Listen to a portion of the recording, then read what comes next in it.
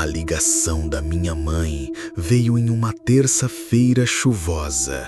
A voz dela, do outro lado da linha, era a mais feliz que eu ouvia em meses. "Carlos, querido, tenho notícias maravilhosas. Seu irmão recebeu alta. Ele está em casa." A alegria dela era quase palpável, mas para mim soava estranha. Meu irmão mais velho, Pedro, tinha sofrido um acidente de carro terrível 6 meses antes. A última vez que o vi, ele estava em coma profundo e os médicos usavam frases vagas como danos cerebrais severos e prognóstico reservado. "Alta? Mas como ele está? Ele acordou do coma?" perguntei, sentindo meu coração bater mais rápido. "Ele está ótimo, um pouco quieto, muito cansado, você sabe como é, mas está se recuperando lindamente em casa. Venha nos visitar no fim de semana, Pedro vai adorar te ver." A esperança é uma coisa perigosa.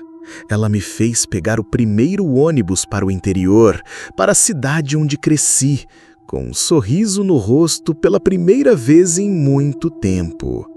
A casa da minha infância parecia exatamente a mesma, com as roseiras da minha mãe enfeitando a varanda. Minha mãe, Silvia, me recebeu na porta com um abraço que quase me quebrou os ossos. "Ele está no quarto, descansando," ela sussurrou, piscando para mim. "Não vamos fazer muito barulho." Assim que entrei, senti que algo estava errado. O cheiro não era o cheiro familiar de bolo e café, era um cheiro de hospital, uma mistura de antisséptico, talco e algo mais por baixo, um odor sutil, adocicado e meio metálico que eu não conseguia identificar. A esposa de Pedro, minha cunhada Glória, apareceu na cozinha. Ela sorriu para mim, mas o sorriso não alcançou seus olhos. Eles pareciam fundos, cansados, rodeados por olheiras escuras. "Oi, Carlos. Que bom que você veio. Ele vai ficar tão feliz em te ver." A felicidade na voz dela soava forçada, como uma atriz em uma peça ruim. "Vou subir para vê-lo," eu disse, tentando ignorar a sensação ruim que crescia no meu estômago. "Claro!" minha mãe disse, animada. "Ele acabou de almoçar. Está fazendo a digestão agora." A forma como ela disse a palavra almoçar, com uma pequena pausa, me causou um arrepio. Subi as escadas devagar, cada degrau rangendo sobre meu peso. Parecia que eu estava subindo em direção a algo que eu não queria ver. A porta do antigo quarto de Pedro estava entreaberta. Bati de leve, o som oco no silêncio da casa. "Pedro, sou eu. Carlos, seu irmão." Nenhuma resposta. Empurrei a porta com cuidado. O quarto estava na penumbra, as cortinas grossas bloqueando a luz do sol. Uma cama hospitalar, daquelas com grades de metal, havia sido instalada no centro. Pedro estava deitado, de costas para a porta. Por um instante senti um alívio imenso. Ele estava apenas dormindo. Era por isso que estava tudo tão quieto. Aproximei-me da cama, tentando não fazer barulho. "Ei, cara", sussurrei. "Soube que você está bem melhor." Foi quando eu o vi de perto e o mundo inteiro pareceu desmoronar em silêncio. Aquilo na cama não era o meu irmão, se recuperando. O corpo era de Pedro, sim, mas era apenas uma casca vazia.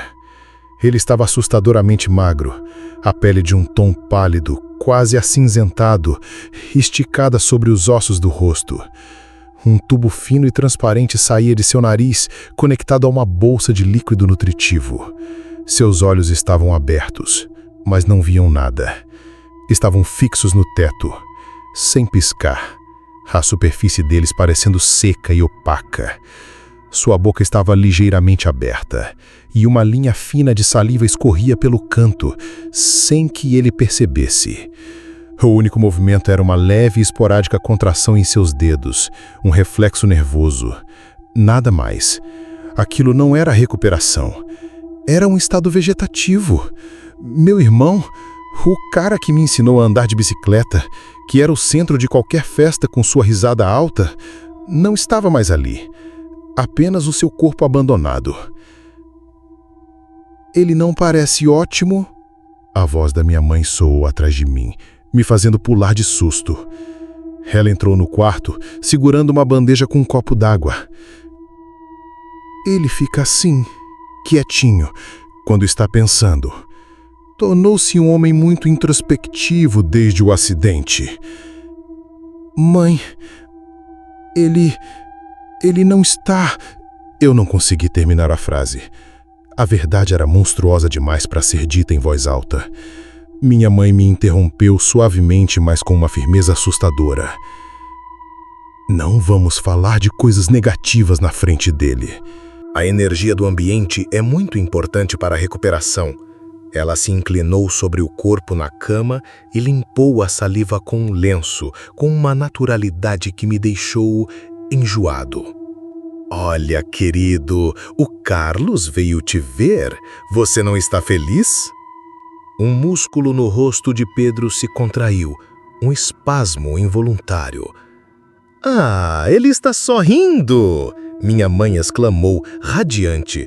Eu sabia, ele sentiu tanto a sua falta, Carlos. Eu dei um passo para trás, o horror me paralisando, como se eu estivesse preso em concreto. Ela não estava vendo a verdade, ou pior, estava se recusando a ver. Era uma farsa, uma peça de teatro macabra encenada no quarto de um homem moribundo. O fim de semana foi uma tortura psicológica. Elas, minha mãe e Glória, tratavam aquele corpo como se ele fosse uma pessoa funcional. De manhã, Glória entrava no quarto e lia as notícias do jornal para ele, em voz alta, comentando os resultados dos jogos de futebol. O time ganhou ontem, meu amor. Você teria adorado o jogo. Ao meio-dia, minha mãe preparava o que ela chamava de almoço, despejando o conteúdo de um pacote de suplemento alimentar no tubo de alimentação, enquanto conversava animadamente sobre as fofocas da vizinhança. O pior momento, sem dúvida, era o jantar. As duas o colocavam em uma cadeira de rodas especial, com suportes para a cabeça e o corpo. Levavam-no para a sala de jantar e o sentavam à mesa conosco. Sua cabeça pendia para o lado, os olhos vazios encarando o prato intocado que elas colocavam à sua frente. E elas conversavam com ele e comigo, como se tudo estivesse normal. O Carlos nos contou sobre o novo projeto no trabalho, Pedro. Parece interessante, não acha? Elas então olhavam para mim, esperando uma resposta, e depois para ele, como se ele também fosse responder. Eu ficava sentado ali, a comida travada na garganta, o som dos talheres contra os pratos ecoando no silêncio daquele corpo. Eu era a única plateia que via o horror por trás da cortina. Tentei falar com Glória em particular na cozinha, enquanto ela lavava a louça. Glória, nós precisamos ser realistas sobre o Pedro, sobre a condição real dele. Nós precisamos de ajuda, talvez um asilo, enfermeiros. Ela se virou para mim, os olhos cansados se enchendo de uma fúria fria que me assustou. Ajuda? Nós estamos ajudando. Nós o tiramos daquele hospital, longe daqueles médicos que só sabem falar em desistir. Ele está melhorando a cada dia. Em casa, com a família. Você que não consegue ver, Carlos. Você sempre foi o pessimista, o cético. Mas ele não responde, ele não se move, Glória. Eu insisti, a voz subindo de tom. Claro que responde. Você que não sabe ler os sinais. O jeito que ele pisca um pouco mais rápido quando eu coloco a música favorita dele. O jeito que a mão dele se contrai quando eu conto sobre o meu dia. Ele está lá dentro, ele está lutando. E você, com toda essa sua energia negativa, não está ajudando em nada. Ela se virou de volta para a pia, encerrando a conversa. Naquela noite eu não conseguia dormir. A casa estava silenciosa, mas para mim ela estava gritando a verdade que ninguém queria ouvir. Fui até o quarto de Pedro, pé ante pé. A porta estava fechada. Eu a abri lentamente e o cheiro de doença e antisséptico me atingiu com força total. Mas havia algo mais. Aquele mesmo odor adocicado que senti no primeiro dia, agora mais forte, mais presente, vinha de debaixo da cama. Aproximei-me do corpo dele. Elas o mantinham impecavelmente limpo, os lençóis brancos e engomados. Mas o corpo estava começando a atrair a fantasia delas. Havia feridas se formando em suas costas e quadris, onde o peso do corpo pressionava o colchão. E a pele em seus calcanhares estava escurecendo, um sinal de que a circulação sanguínea já não era a mesma. Eram os primeiros sinais da decomposição, da morte se infiltrando lentamente naquela casa. Com o coração na boca, agachei-me e olhei debaixo da cama. Havia uma pequena caixa de madeira ali, escondida. Eu a puxei para fora. Não estava trancada. Dentro, encontrei o que parecia ser o diário da minha mãe. As últimas páginas, escritas com uma caligrafia trêmula e apressada, contavam a história daquela loucura. 15 de agosto. Os médicos disseram que não há mais atividade cerebral. Disseram que devemos nos preparar para nos despedir. Tolos! O que eles sabem sobre a força do amor de uma família? 22 de agosto. Glória concorda comigo. Pedro não nos deixaria. Nós o trouxemos para casa. Longe da negatividade daquele hospital, ele vai sarar. Ele precisa de nós. 5 de setembro. Ele sorriu hoje. Eu vi. Glória disse que foi apenas um espasmo, mas eu sei que foi um sorriso. Ele ouviu minha piada. Ele sabe que estamos aqui. Ele sabe que não vamos desistir. A última entrada era da noite anterior. E as palavras fizeram meu sangue se transformar em gelo. O cheiro está ficando um pouco mais forte.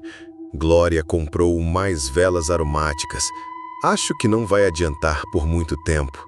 Precisamos ter mais fé. A vizinha perguntou por ele hoje. Tive que inventar uma história sobre uma infecção. As mentiras estão ficando mais difíceis, mas vale a pena. É a nossa fé, a nossa crença inabalável que o mantém aqui conosco. Se nós duvidarmos, por um segundo que seja, nós o perderemos para sempre. Eu finalmente entendi. A farsa não era apenas para manter as aparências. Na mente delas, era uma espécie de feitiço. Elas acreditavam que a negação da realidade era uma força vital que mantinha o corpo de Pedro funcionando. Minha presença, minha dúvida, minha percepção da verdade, eu não era apenas um convidado incômodo. Eu era uma ameaça existencial. Eu era a agulha que podia estourar a bolha e, na loucura delas, matar meu irmão de verdade. Fechei o diário e o coloquei de volta no lugar, as mãos tremendo. Meu coração doía não só pelo meu irmão, mas por elas, pela profundidade daquela loucura que nasceu do amor e da dor da perda. Voltei para o meu quarto, tranquei a porta e me sentei na cama, sem saber o que fazer. Ligar para a polícia? Para uma ambulância? Elas diriam que eu estava louco, que estava tentando prejudicá-las. No meio da noite, ouvi um barulho no corredor. Não eram passos normais. Era um som arrastado, pesado, difícil, como se estivessem carregando um móvel. A maçaneta do meu quarto girou. Eu tinha trancado a porta. Ouvi um sussurro do outro lado e então uma batida suave. Carlos? Era a voz da minha mãe, abafada pela madeira. Seu irmão quer te dar boa noite. Abra a porta. Fiquei em silêncio, imóvel, prendendo a respiração. Carlos, abra agora! A voz dela se tornou mais dura, mais ríspida. Você está o chateando. A negatividade está o enfraquecendo. Ele precisa ver que você também acredita. Eu não respondi. Encolhi-me na cama, puxando o cobertor sobre a cabeça. Ouvi um barulho metálico. Elas estavam tentando abrir a porta com uma chave ou um clipe. O som da fechadura cedendo com um clique alto foi o som mais aterrorizante que já ouvi. A porta se abriu lentamente. Minha mãe e Glória estavam paradas na entrada e elas estavam segurando Pedro, de pé, entre elas. Os braços dele estavam jogados sobre os ombros delas, a cabeça pendendo sobre o peito, os pés se arrastando inutilmente no chão. Ele só queria te dar um beijo de boa noite, filho, minha mãe disse, o rosto uma máscara de normalidade assustadora. Elas arrastaram o corpo do meu irmão em direção à minha cama. O rosto dele, com os olhos vazios e a boca aberta, ficou a centímetros do meu. O cheiro adocicado da morte era avassalador. Eu me joguei para o lado, caindo da cama. Gritei. Um grito de puro terror, sem palavras. Pare com isso! Glória rosnou. Você está o assustando. Ele não está assustado. Ele está morto. Eu finalmente gritei a verdade, as palavras rasgando minha garganta. No instante em que a palavra morto ecoou no quarto, algo mudou. Os rostos da minha mãe e de Glória se contorceram, não em tristeza, mas em uma fúria selvagem. E o corpo de Pedro, o corpo dele começou a tremer. Não com espasmos, mas com uma violência contida. Um som baixo, um gemido gutural saiu de sua garganta. Um som que não era humano. Olha o que você fez! Minha mãe gritou, os olhos cheios de ódio. Você o quebrou, você quebrou a nossa fé. O corpo de Pedro se debateu nos braços delas e elas o soltaram. Ele caiu no chão como um saco de ossos. Mas em vez de ficar inerte, seus membros começaram a se contorcer, a se dobrar em ângulos impossíveis. A cabeça se virou completamente para trás e os olhos opacos se fixaram em mim. Não era mais o meu irmão. A casca estava sendo pilotada por outra coisa. A fé delas não o mantinha vivo, mantinha outra coisa presa dentro dele. E eu havia acabado de virar a chave da jaula. A coisa que usava o corpo do meu irmão começou a se arrastar em minha direção, emitindo aquele gemido horrível. Eu me arrastei para trás, em pânico, até bater na parede. Minha mãe e Glória não me ajudaram. Elas apenas olhavam para a criatura, os rostos agora tomados por um sorriso de adoração. Ele está se movendo de novo. Glória sussurrou. Eu sabia que ele estava lá dentro. Elas não viam um monstro, viam um milagre. E eu era o sacrifício que o despertou.